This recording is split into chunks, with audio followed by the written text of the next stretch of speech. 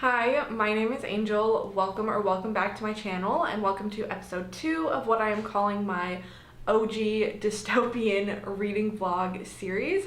So these are the three main, I feel like, dystopian series from the 2010s.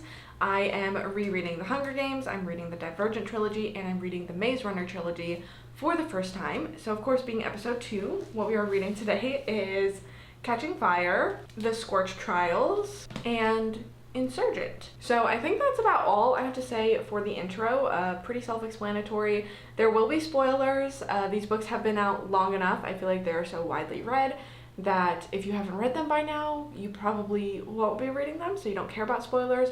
It's also episode 2 anyway, so how can I talk about the sequels without spoiling the first book? So if you don't want spoilers, don't watch this, but there will be timestamps for each specific book if you just want to skip to one part of the video. So that's all I'm going to say for now. With all of that being said, let's go ahead and start reading.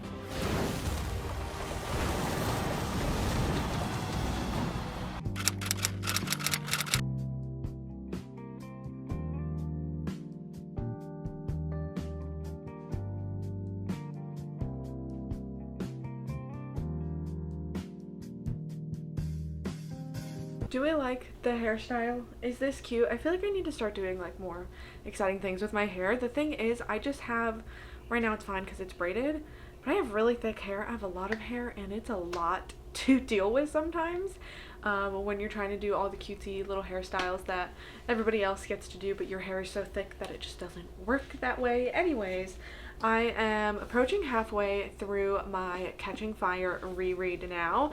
I'm on page 173. I am now in part 2, which is all about the quarter quell, and I have just gotten to the end of the chapter where Snow makes the announcement as to what this quarter quell is going to be for the 75th Hunger Games, and we find out that Katniss is going back into the arena and she will be joined either by Haymitch or by Peeta. And I remember, like, what an iconic way to end a chapter. I am going back into the arena. I remember when I was 13 or however old I was reading this for the first time, like, my jaw dropped. It was one of those moments where I had to put the book down and I had to sit there and like think about everything that I just read, and I was like, what the fuck? But it's going well. One thing that I do not miss, but something that I really enjoyed while I was reading this, and I was kind of sad that it wasn't included in the movies, was when Katniss is approached by these people that are running away, and they are running to District 13, and she's like, why are you going to District 13? There's nothing there. And they basically tell her of this conspiracy theory that District 13 has been rebuilt because the Capitol shows, like, every year they pretty much show footage of District 13 as being rubble and being destroyed, but they are using the same footage over and over and over again, and I always really like that in the book when Katniss learns this information and then she seeks out that footage and she notices that it is the same thing. I always thought that was just a really fun inclusion, so I was happy to read that scene again after obviously not being able to watch it in the movies. I think we get a lot more background on here, and more insight into her relationship towards Gale, like her relationship with Gale and her feelings towards Gale, and then also like her learning about the rebellion and the uprisings in the other districts, and it takes her a minute to like connect that all back to her because she knows that now people view when she pulled out the nightlock in the arena as that being a sign of rebellion, but in the moment, like, she that wasn't her intent, but then she's also like questioning herself and like, was that an unconscious act of rebellion and I just didn't realize it at the time, or was I doing it because I truly loved Peeta?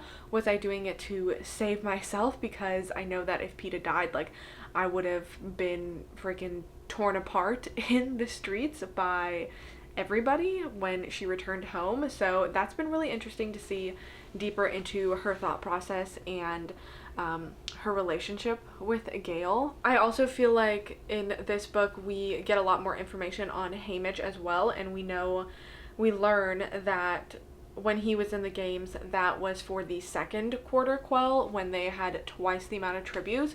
So he actually fought off 47 other people, and that has me even more excited to read Sunrise on the Reaping and get his backstory and really learn about those games and everybody that was in them, especially because Katniss's mother mentions in here that one of her friends was the female tribute for District 12, or one of the female tributes for District 12 during that year, and so I feel like that will be really interesting once I get to pick that book up. It's going just as well as I thought it was going to, and I'm really excited to keep reading, so I will keep you guys updated on my reread. I have finished my reread of Catching Fire. As always, I am trying to keep my reviews of these ones short for this series because I've already read them multiple times. Everybody knows by now that I love them. But that ending is so iconic. Like, there are so many I'm realizing as I'm rereading, and maybe because I've read them multiple times and seen the movie multiple times, but this is definitely like one of those series where I can quote so easily because so many of the quotes in here just like have stuck in my mind over the years. But like the ending of this where he's like, Gale is like, Katniss, there is no District 12. So iconic. It has always stuck in my mind. But I really enjoyed this. It is unfortunate. I know I'm always talking a lot about like what they did or what they didn't include in the movies, but especially with this one, specifically the scene where Plutarch shows Katniss his watch with the Mockingjay on it, when they're at that party in the Capitol. That is such, I feel like, an important scene to the book and to the plot, and it gives that signal that like Plutarch, the head game maker, is on their side. He is secretly involved in the rebellion, and then it's also giving a nod to the arena being a clock, and it's a little bit of a hint, and it really makes me sad every time I watch the movie because, you know, the scene is still there where they go and they like dance together or whatever, except they don't have the watch, and I'm waiting for it every single time I watch the movie, and then I'm like, oh yeah, it's not there. But I feel like I can picture it in my head so well. I think that's Suzanne Collins really wrote that scene very well because I can picture in my head like it's actually in the movie. But it is really, really sad that they didn't include that because like I said, I feel like it's such an important moment of getting to realize that he is a part of the rebellion. But I really liked the book, obviously. Another thing that I really enjoyed also at the end when, you know, they blow up the arena and she is rescued and she wakes up and she grabs a syringe, and then she eventually finds where Plutarch and Haymitch and Finnick are.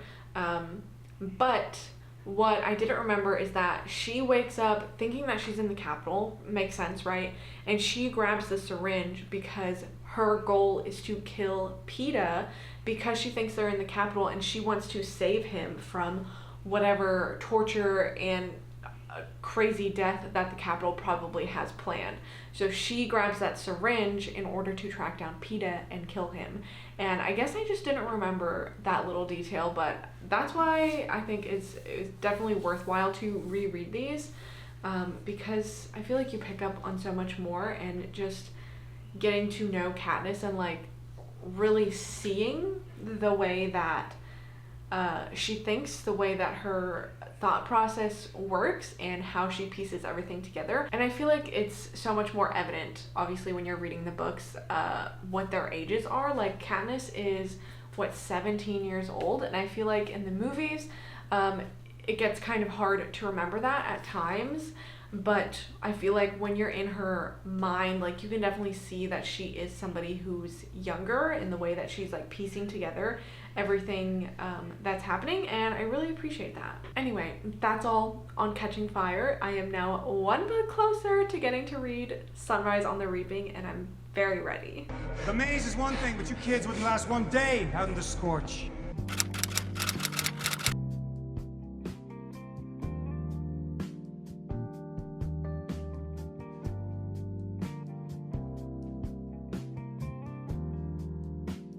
So I'm actually like 60 something percent of the way through the Scorch Trials now.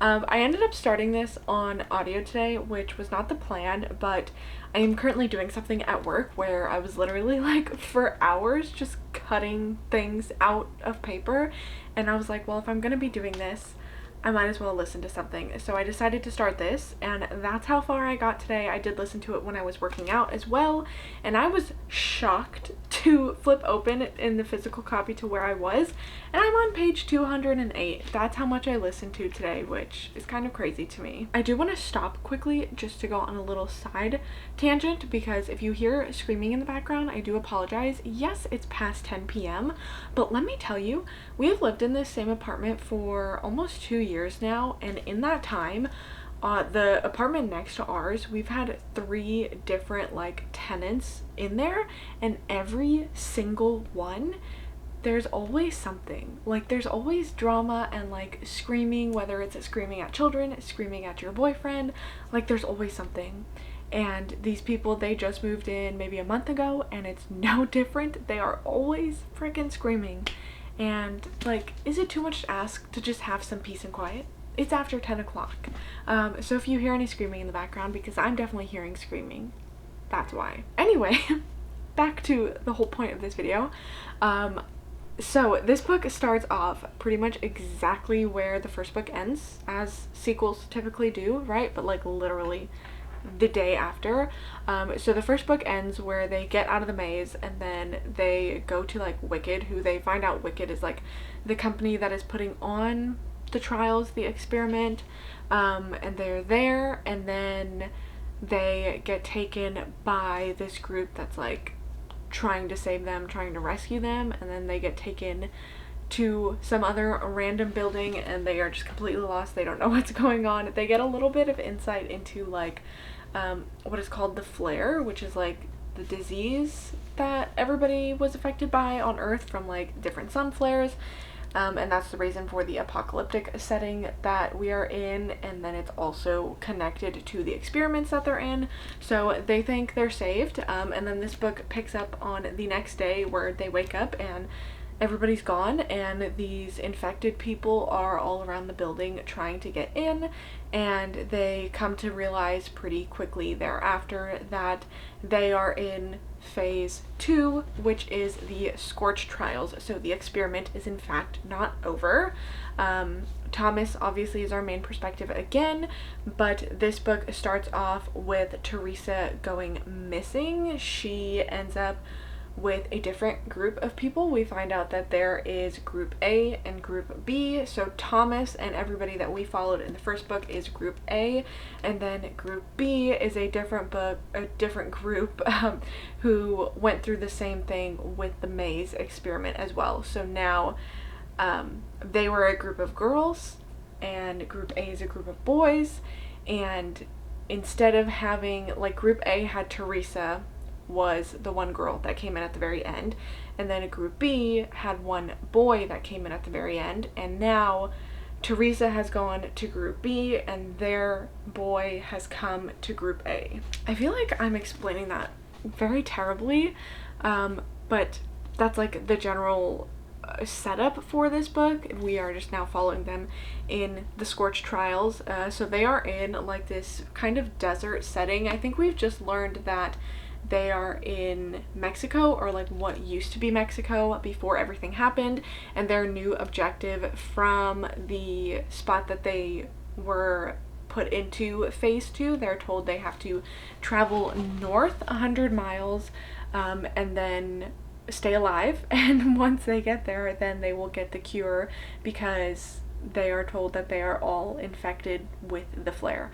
So they have met some other people in their journey, and they are trying to enlist some help to get there alive. They have lost a lot of people from their group because of the elements and then different creatures that they are facing, but then they also have like all of the other infected people that are out there, which the disease works kind of in different stages, where you eventually just like lose all of your like cognitive function and you just kind of lose your mind, and you become a danger to others, but in the early stages, like, you're still pretty with it. I honestly don't have too much to say. The writing style is still very much the same, and like with the first book, I feel like it's definitely way more prominent as far as like the audiobook goes, in that the sentences are very like short and choppy, and that comes through very clearly when it's being narrated to you. There's also one of the biggest things I feel like that I didn't like about the first book is how conveniently everything comes to them. Like, they are in this experiment for years, some of these boys, and then they just like suddenly get their memories back very slowly, and then that's how they figure everything out. And that's still the case. Like, Thomas is still having dreams and like getting flashbacks and like memories that just come back to him, and I don't know how I feel about it, because like it just feels a little bit too easy, you know? Like, what I think would be really, really interesting is to get like some short chapters, or even like a paragraph within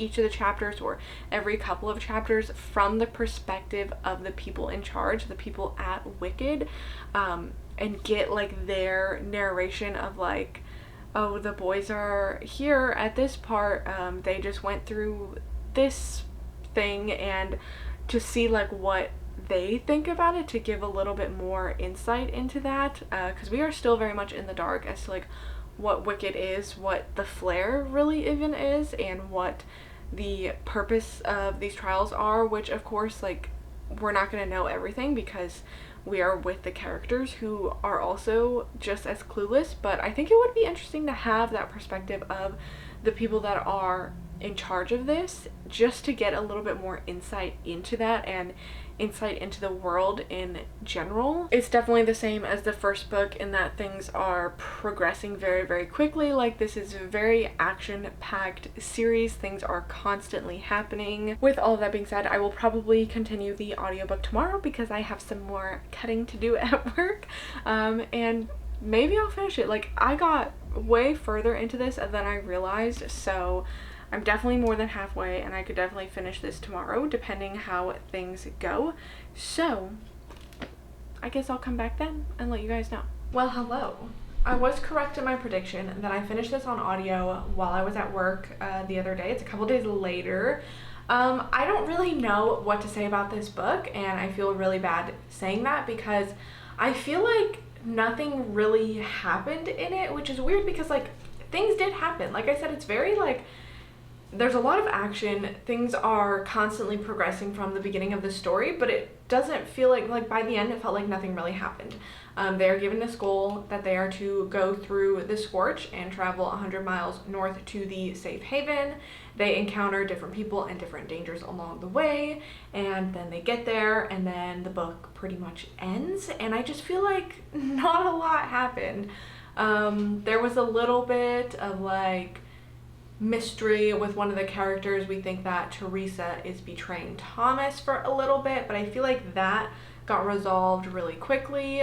Not enough for like the tension to really build, or maybe I'm just like kind of emotionally disconnected from what's actually happening in these books, but it just didn't like hit me like the way that I feel like the author intended for that situation to hit me. I don't know, I feel like this might be a case where the middle book in a trilogy is kind of a bridge between the two, because I do think that some stuff could have been cut out of this.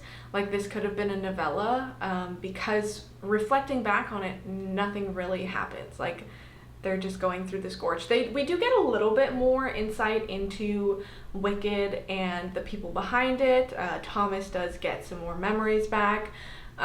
But it just didn't feel like there's still so much unknown that I feel like for an entire book that is, let's see how long it is, 360 pages, and I still feel like I have not gained really any more insight into these trials and like why these kids are there and what the point of this is. Hopefully it will all come together in the third and final book. I know there's other books outside of like the main trilogy, but this is I'm only reading the main trilogy, okay? Something else that when this book started that I was thinking about, and I was like, I hope we get more into this, is the telepathy between Teresa and Thomas, because that's just like introduced in the first book and we don't know the reason why. And then I thought, okay, maybe we'll get some more answers here, and we still don't know the reason why, so hopefully the third book will deliver answers in there, because like how can they communicate telepathically? Like,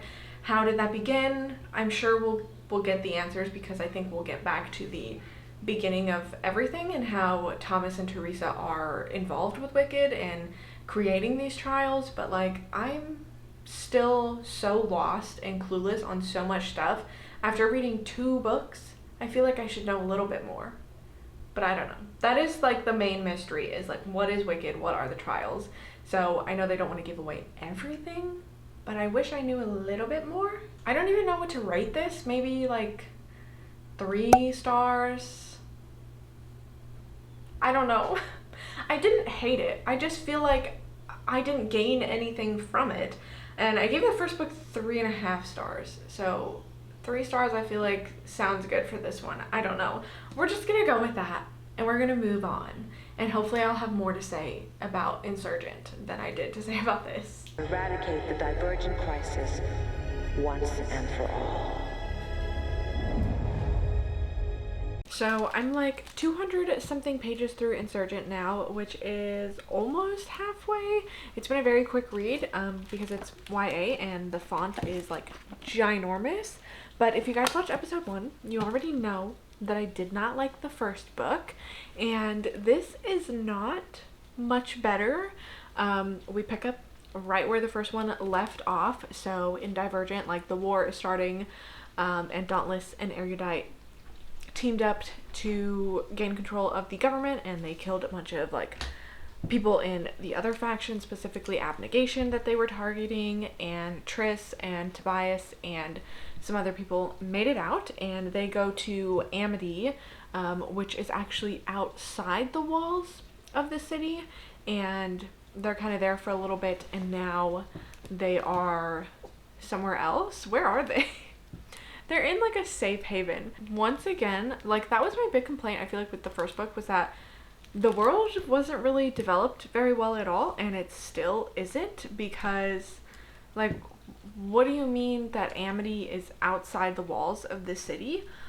We still don't understand why there's a wall, how that got there, and then also to get outside of that wall into the Amity faction, it's like a locked door that's supposed to be like guarded or something, and obviously like everything's gone to shit, so they can get through there pretty easily, but like, why is it like, it seems like nobody's allowed to go outside the wall, but then there's an entire faction outside of the wall?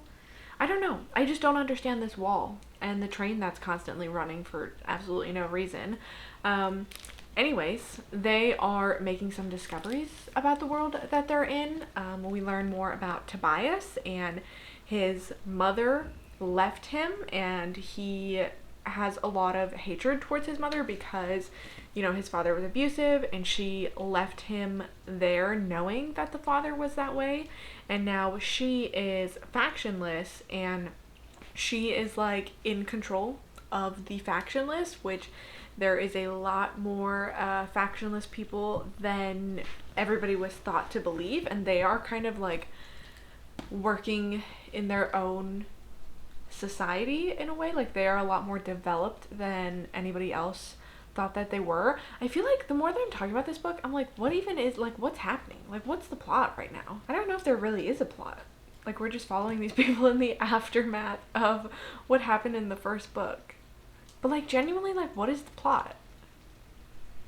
Like, what's the end goal? I have no clue.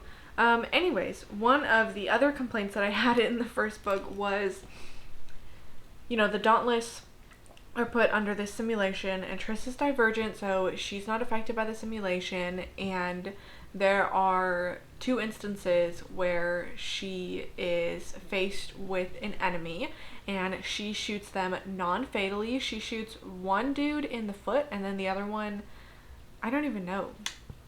she shoots him somewhere, non-fatally. And then when she sees like one of her best friends running up to her, she doesn't shoot him in the hand or the arm or the foot or anything. She shoots him in the head, aims for his head and kills him, which in the first book, if you guys saw that episode, I was like, this doesn't make any sense because she didn't need to do that.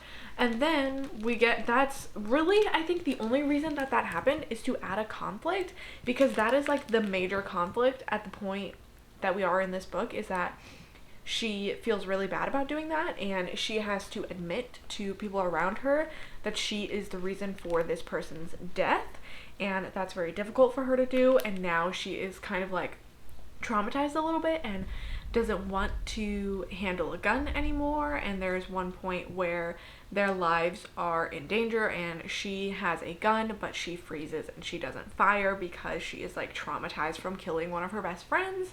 But like, I feel like that's the only reason that that happened in the first place, is so that there would be a conflict here.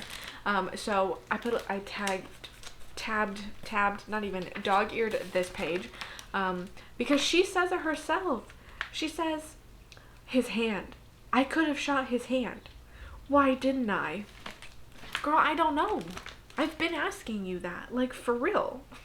She's like the guy that's the leader, that's like in charge of the simulation and like ordering these people to murder others. I'll shoot him in the foot, but my best friend, I'm gonna aim for his head. I still don't understand that.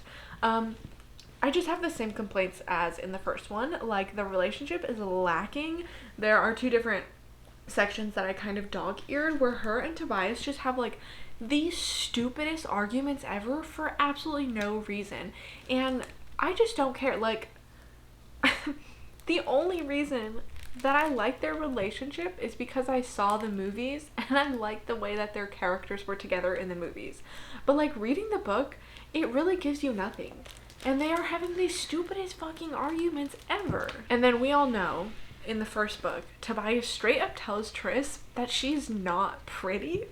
And then in this book, he decides to say that it's really difficult for him to be with her. Oh, and then he says that she's acting like a psychopath, that she's beyond stupid and has no regard for her own life. Which, once again, like, the stupidest fucking arguments. But like, what do you mean? I'm supposed to be rooting for this relationship and rooting for this man that first of all told her she's not pretty. Now he says you're acting like a psychopath and it's really difficult to be with you. Why are they together?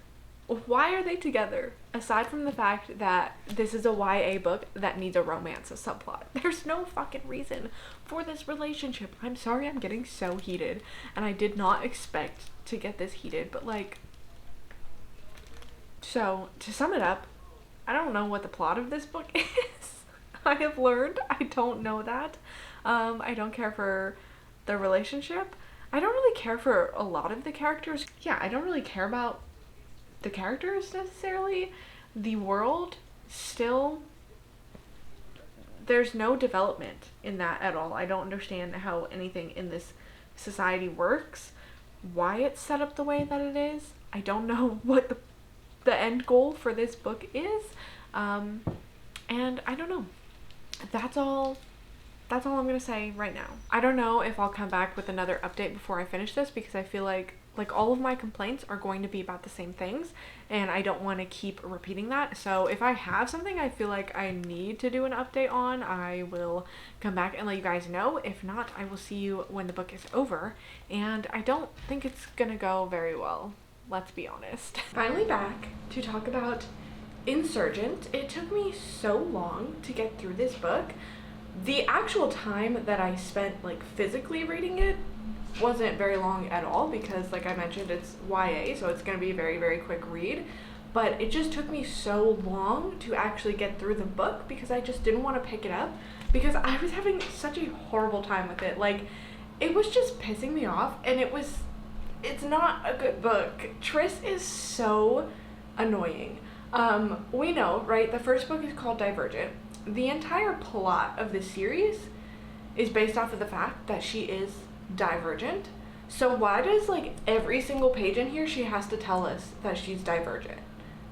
We know right? Like, we don't need you to say, they're hunting the Divergents, and I'm Divergent. We know that.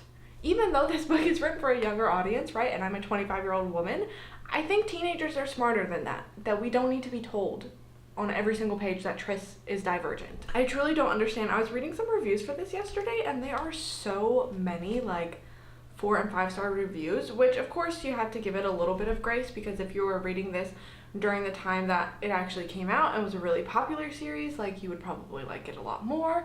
But there were even some more like recent reviews that were like raving about this book, and I'm like, I just don't get it.